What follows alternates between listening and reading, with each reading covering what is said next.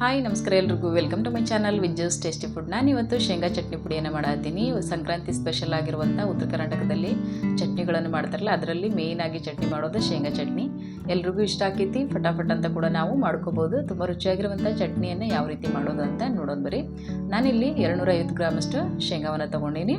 ಈಗ ಒಂದು ಬಾಣಲೆಯನ್ನು ಇಟ್ಕೊಂಡು ಈಗ 1 ಕಪ್ಪಷ್ಟು ಶೇಂಗಾವನ್ನು ಹಾಕ್ಕೊಂಡು ಈಗ ಫ್ರೈ ಮಾಡ್ಕೊಳ್ಳೋಣ. ಈಗ ಇವನ್ನ ನಿಧಾನ ಉರಿ ಒಳಗೆ ನಾವು ಫ್ರೈ ಮಾಡ್ಕೋಕೆ, ಮೇಲೆಲ್ಲ ಒಂಚೂರು ಸಿಪ್ಪೆನ ಬಿಟ್ಕೋಬೇಕು. ಕೆಂಪಾಗೋತನ ನಾವು ಇವನ್ನ ಹುರ್ಕೋಬೇಕು. ಜಾಸ್ತಿ ಉರಿ ಇಟ್ಟರೆ ಮೇಲೆಲ್ಲ ಕಪ್ಪಾಗಿಬಿಡ್ತಾವೆ, ಆಮೇಲೆ ಒಳಗೆ ಸರಿಯಾಗಿ ಫ್ರೈ ಆಗಿರೋದಿಲ್ಲ. ಅದಕ್ಕೋಸ್ಕರ ನಿಧಾನ ಉರಿ ಒಳಗೆ ಈ ರೀತಿ ಆಗೋತನ ನಾವು ಫ್ರೈ ಮಾಡಿಕೊಂಡು ಈಗ ಇದನ್ನು ಪೂರ್ತಿಯಾಗಿ ತಣ್ಣಗಾಗೋದಕ್ಕೆ ಬಿಡಬೇಕು. ನೋಡಿಲ್ಲ, ನಾನಿಲ್ಲಿ ಒಂದು ಪ್ಲೇಟಿಗೆ ಹಾಕ್ಕೊಳತ್ತೀನಿ. ಇವು ಪೂರ್ತಿಯಾಗಿ ತಣ್ಣಗಾಗಬೇಕು. ಬಿಸಿ ಆದಮೇಲೆ ಅಂದರೆ ಸಿಪ್ಪೆನ ಬಿಟ್ಕೊಳ್ಳೋಂಗಿಲ್ಲ, ಆಮೇಲೆ ಅದು ಮುದ್ದೆ ಆಗಿಬಿಡ್ತೈತಿ ಚಟ್ನಿ. ಅದಕ್ಕೋಸ್ಕರ ಉದ್ರಾಗಿ ಬರಬೇಕಂದ್ರೆ ನಾವು ಇದು ಪೂರ್ತಿಯಾಗಿ ತಣ್ಣಗಾದ್ಮೇಲೆ ನಾವು ಸಿಪ್ಪೆಯನ್ನು ಬಿಡಿಸ್ಕೊಂಡು ಈಗ ಎತ್ತಿಟ್ಕೊಳ್ಳೋಣಂತ. ಈಗ ನೋಡ್ರಲ್ಲೇ ಸಿಪ್ಪೆಯನ್ನು ಪೂರ್ತಿಯಾಗಿ ಬಿಡಿಸಿಟ್ಕೊಳ್ತೀನಿ ನೋಡಿ. ಈಗ ಒಂದು ಮಿಕ್ಸಿ ಜಾರಿಗೆ ಹಾಕ್ಕೊಳ್ಳೋಣಂತ. ಎಲ್ಲ ಶೇಂಗಾವನ್ನು ಒಂದು ಮಿಕ್ಸಿ ಜಾರಿಗೆ ಹಾಕ್ಕೊಂಡು ಈಗ ಅದಕ್ಕೆ ನಾನಿಲ್ಲಿ ಒಂದು ಹೆಸರಳಷ್ಟು ಕರಿಬೇವನ್ನು ಹಾಕ್ಕೊಳತ್ತೀನಿ. ನೀವು ಕರಿಬೇವನ್ನು ಹೆಚ್ಚು ಕಡಿಮೆ ಕೂಡ ಹಾಕ್ಕೋಬೋದು.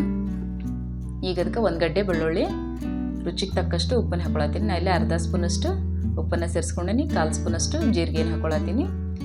ಈಗ ಖಾರಕ್ಕೆ ಅನುಗುಣವಾಗಿ ನಾನಿಲ್ಲಿ 1 ಸ್ಪೂನಷ್ಟು ಖಾರ ಪುಡಿ ಹಾಕ್ಕೊಂಡೀನಿ. ನೀವು ಜಾಸ್ತಿ ಬೇಕಿದ್ರೆ ಹಾಕ್ಕೋಬೋದು.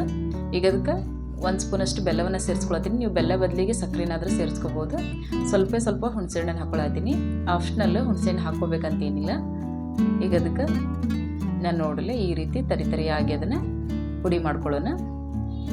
ಈಗ ನೋಡ್ರಲಿ ಈ ರೀತಿ ನಾನು ಚಟ್ನಿ ಪುಡಿಯನ್ನು ರೆಡಿ ಮಾಡ್ಕೊಂಡಿನಿ. ಉದ್ರುದ್ರಾಗಿ ತುಂಬ ಚೆನ್ನಾಗಿರ್ತೈತಿ. ಎಲ್ರಿಗೂ ಇಷ್ಟ ಆಗುವಂಥ ಶೇಂಗಾ ಚಟ್ನಿ ಪುಡಿ. ನಿಮಗೂ ಇಷ್ಟ ಆದರೆ ಲೈಕ್ ಮಾಡಿರಿ, ಶೇರ್ ಮಾಡಿರಿ, ಕಮೆಂಟ್ ಮಾಡಿರಿ. ನನ್ನ ಚಾನಲ್ನ ಸಬ್ಸ್ಕ್ರೈಬ್ ಮಾಡಿರಿ. ಎಲ್ರಿಗೂ ಧನ್ಯವಾದಗಳು.